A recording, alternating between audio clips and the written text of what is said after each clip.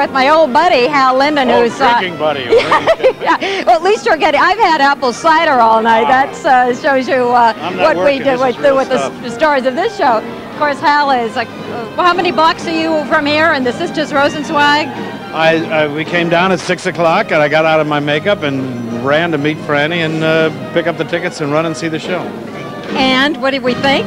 Well, I loved it. I'll tell you the truth, and I'm not a great audience. I'm pretty sticky when I'm very critical. But I thought, for instance, the music was far more interesting than what we've come to expect for that kind of show. I liked it better than Les Mis in terms of the music. And they certainly are going for, I think, the Les Mis audience. Yes, it's very much in that the sing-through genre. Musical, yeah. The music was wonderful. I don't know who wrote it. I don't know the man. They're both named Van Dyke. Van Dyke. Everybody's named on this show, just say Van Dyke. If you've ever been to Holland, just say Van Dyke. Everybody's named Van Dyke. The performances were wonderful, and how can you beat that story? I still cried. Every time I see that last scene, I cry. I've cried at it when it was a straight play. Did you ever play this part? No. And I can see you doing it too. Yeah. I'm getting a little old for swords. And No, don't give me that. Don't give me that.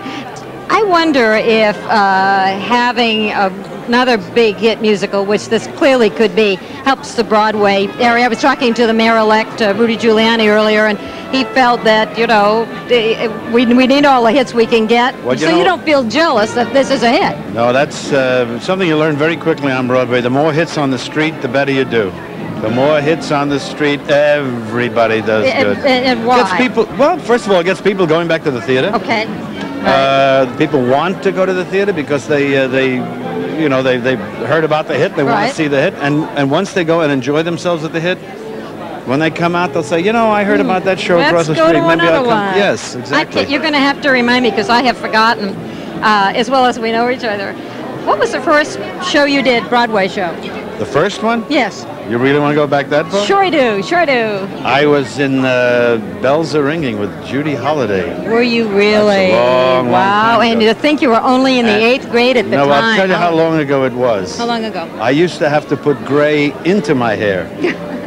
That's how long ago that was. With Judy Holliday, what a thrill to have worked with her. Hey, yes. What a great lady she was, yes. indeed. Yes, and then after that, there was... a series of very forgettable musicals, some wonderful ones that didn't run. I had a lot of flops in my time. I did something like 20 Broadway musicals in a span of about 15 years. No. Now you have to realize in order to do that you have to have a lot of flops. They all have to be flops. That's right. If you have any runs, you can't do that. Right. So I did a lot of not successful Broadway musicals, got a lot of wonderful experience.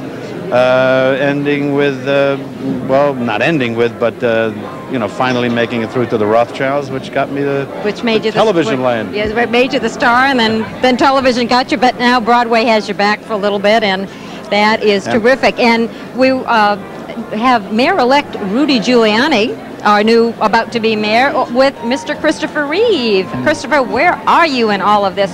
There you are. We're talking now with Peter Kulak, who's the American producer of the show, and of course Mayor-elect Giuliani. If I can start with you, Peter, what made you take the risk, if I may ask, to do a show without any stars that cost this much money?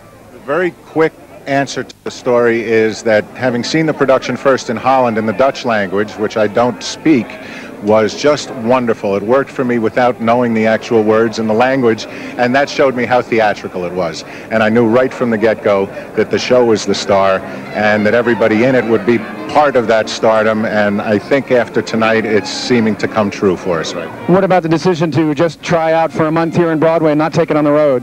The physical production made it very difficult for us to do it well on the road, so we decided to stay the high road, do it well, do it right, and stay in New York and take our chances. We knew we had a product that was worthy and just took a little extra time here to make it better.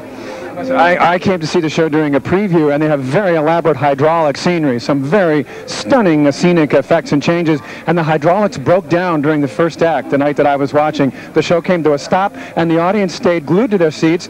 The other producer came out and said, "We'll be back in a moment," and then went on not only to fix it, but to spend more money and to really make sure it was all done right. So it seems like no expense has been spared to make this show right. expense has been spared to make it right and to make it look good and to have the money show on the stage is what we hope it does, so that it goes in the right directions. Well, thanks very much, and congratulations. That was a wonderful night.